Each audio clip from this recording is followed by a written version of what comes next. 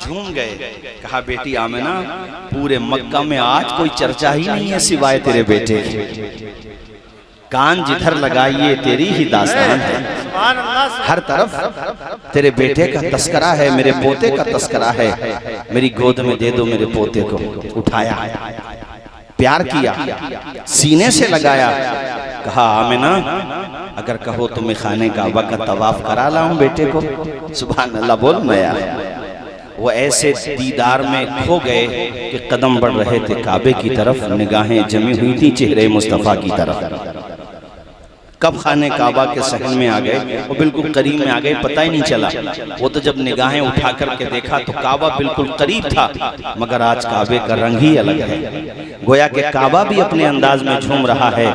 हैरत में पड़ गए, काबे को देखकर ताज्जुब में पड़ गए। ताज्जुब की वजह ये थी कि समझ में ये नहीं आ रहा था अब्दुल मुत्तलिब के कदम बढ़ रहे हैं काबे की तरफ या काबा बढ़ रहा है मोहम्मद मुस्तफ़ा की तरफ, जिसके सजदे को मेहराब काबा झुकी। उन भवों की लताफत पे लाखों सलाम।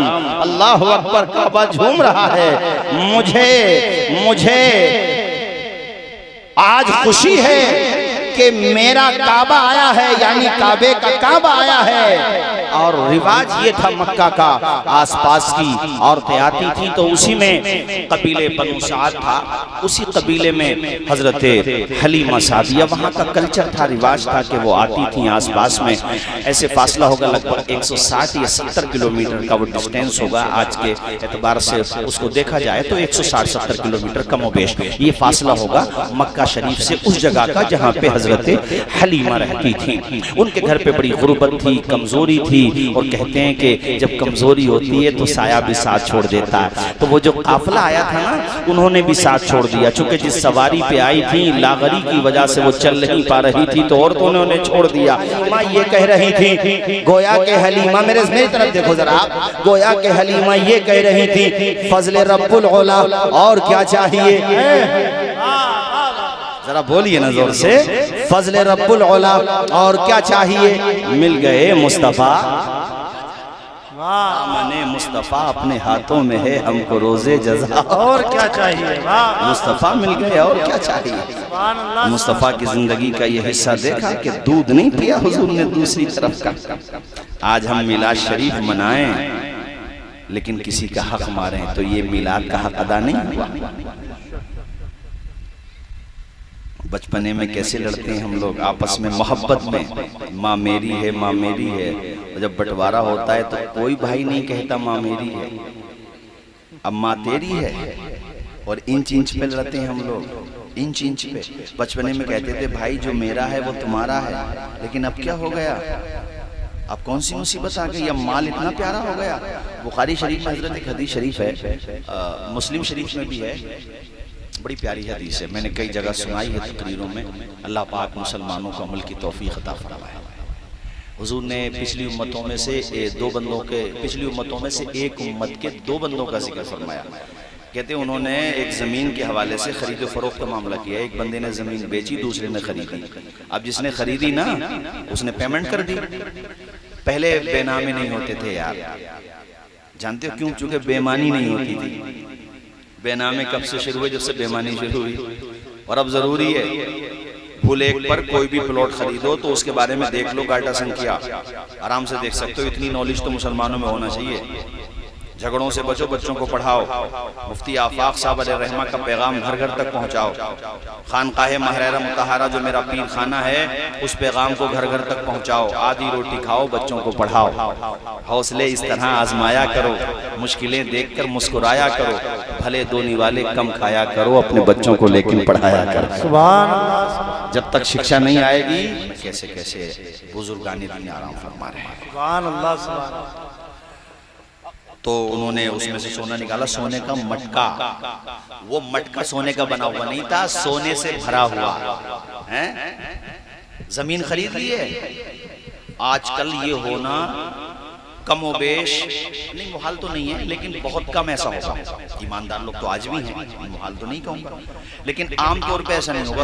अच्छा उसमें गलती क्या है, उसने सोना ले लिया वो रख ले, उसकी ये देखो तुम कमाले एहतियात करूंगा मैं, उसकी एहतियात देखो कि वो सोने से भरा हुआ मटका उसी के घर पे लेके चला गया जिससे जमीन खरीदी थी।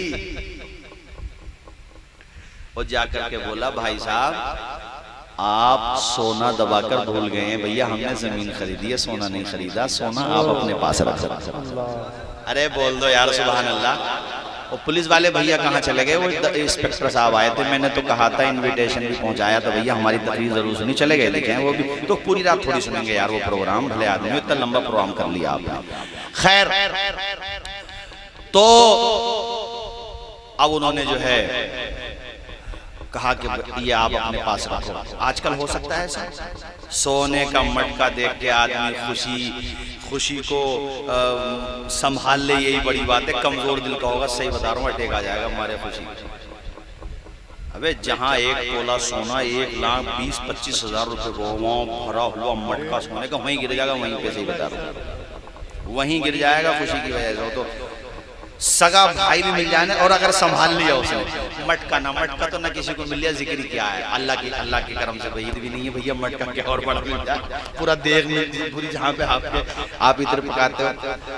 औरतों को बड़ा शौक होता है सोने का, मेरी माँ बहन, इन्हें तो अगर किसी को इन्होंने देख लिया कि उस पे कई तोले, जैसे बहन पे कई तोले सोने हैं और इस पे नहीं है, इसके शौहर की कुछ आमदनी वीक है, तो खैरियत थोड़ी है, खैरियत नहीं है, फिर तो जो मन में आए। मगर बुरा नहीं मानना चाहिए शौहरों को भी, औरत है मोहब्बत में आपसे कह रही है, आप भी थोड़ा खर्च कम करो, 2-3 तोले बनवा दो भैया, खैरियत तो इसी नहीं, खैरियत तो इसी नहीं, अपने कोई परेशानी नहीं, बनवा दो, क्योंकि सोना बनवा दो। कहीं ऐसा बता रहा हूँ, मेरे आका की अभी उम्र ही क्या है, हजरत हलीमा सादिया फरमाती हैं, बड़ा प्यारा मकाम था, प्यारे आका आराम फरमा के जब बेदार होते थे तो जैसे आम बच्चों में होता है कि उनके चेहरे से साफ जाहिर होता है कि ये अभी बेदार हुए, इनके चेहरे को धोने की जरूरत है। मुस्तफा का चेहरा हमेशा चमकता दमकता रहता था।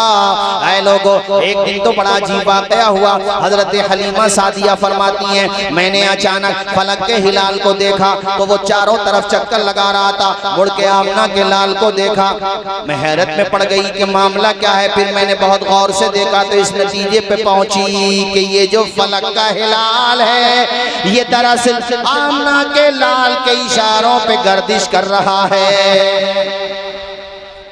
चांद झुक जाता जिधर उंगली उठाते, महद में क्या ही चलता था इशारों पर खिलौना नूर का। वो नूर है तो उनका खिलौना भी, जोर से बोलो, उनका खिलौना भी। बातें बहुत हैं साहिबो, तेजी के साथ इतनी बात और बता दूं, वक्त गुजरता गया यहाँ तक कि मेरे आका की उम्र शरीफ 25 साल हो गई। इससे पहले के भी बहुत वाकयात हैं, सब सुनाऊंगा तो बहुत टाइम हो जाएगा।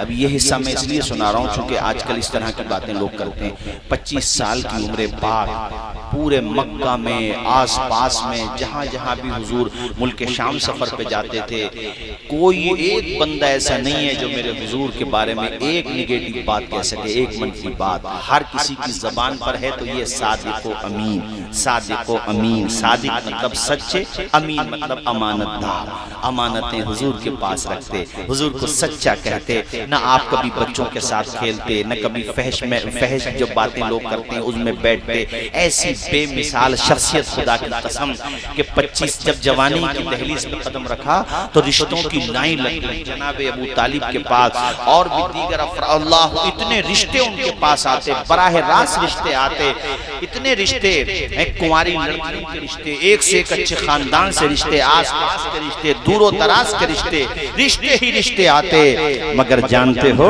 हमारे प्यारे नबी ने जो निकाह फरमाया तो 2 मर्तबा की बेवा हम सब की माँ हजरत खदीजतुल कुबरा से निकाह फरमाया।